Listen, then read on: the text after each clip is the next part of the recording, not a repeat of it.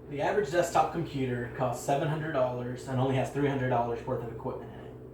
Why pay over double for something that you can easily build in a weekend? Though I can't walk you through step by step how to build a computer, I can lead you in the right direction in picking out the parts needed.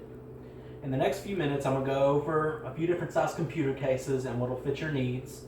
Next, we'll talk about different CPUs and which one will be proper for what you need. Then I'll help you find the right motherboard that will fit the case and accept the CPU that you picked out. And finally, I'll go over a few other parts that don't have any stipulations but are still needed for the computer. Most people pick a case solely on how it looks. This isn't always the best option because it doesn't always fit the need for what you want it. There are four main computer case sizes. There's the full tower, mid tower, micro tower, and mini tower.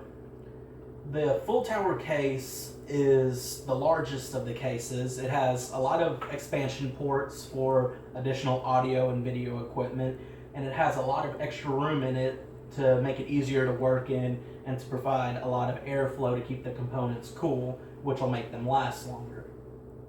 The mid tower is much like the full tower, a little bit smaller, which allows it to fit nicely under a desk. It still provides the expansion ports. On the mid tower, there's just a little bit less room to work in, and it takes a little bit more planning to make sure that airflow is still in there.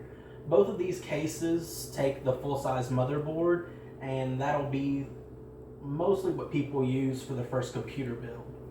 The micro and mini tower aren't used as often, and they're the smaller cases for home studio and home media, things like that. The next part that you'll pick is actually the CPU. The motherboard is the next biggest part, but I find it easier to pick the CPU first and find a motherboard that that will accept the CPU chosen. What you'll want to find on these, there's a different number of cores on them. Depending on what you use your computer for, you might need more or less cores. Something like just basic web browsing, word processing, you could get away with something like 2 cores. Things like video editing, 3D rendering will need more cores, such as a 6 or an 8 core. There are 2 main brands. You have your AMD and your Intel. Your AMD is on the cheaper end of the scale. It makes it a little bit less reliable, a little bit slower, but it's nice to have as an option for a lower end PC build. The Intel, many people swear by it. I recommend the Intel personally. It's a little bit more expensive, but it's worth it. It's a lot faster, it's a lot more reliable, it'll last longer. The important part to find on these is the socket type. You can find that under the details or on the front of the box.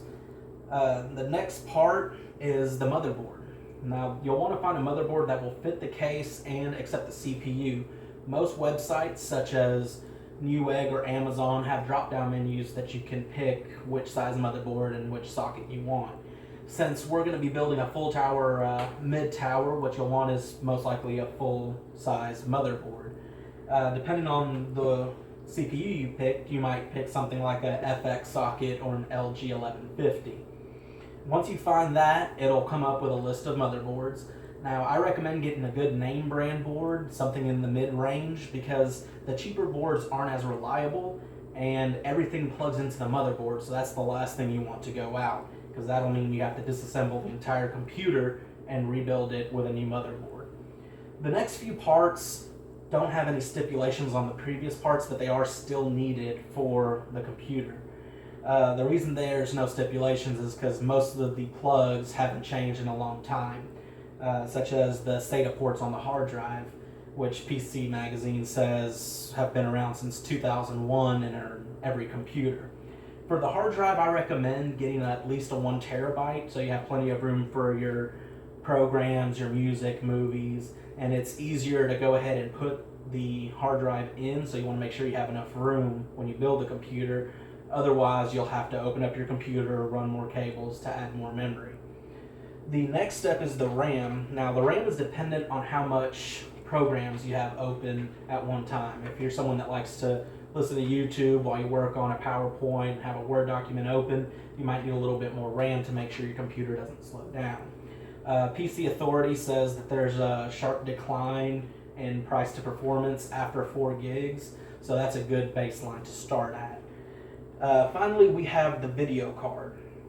Now, the video card has the largest range in price, anywhere from $20 to over $1,000.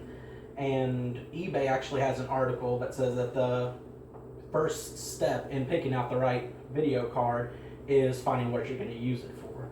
After that, they have a nice little chart that goes over web browsing, emailing, all the way to 3D rendering, and it helps you pick out the right video card. You can add up to 4 video cards in some higher end motherboards, so that's something to keep in mind also. Once you have all the parts ordered, you just have to sit back and wait for the boxes to arrive. And with these steps of picking out the right case, CPU, picking out the right motherboard, and your other components, you'll be ready to build your first computer.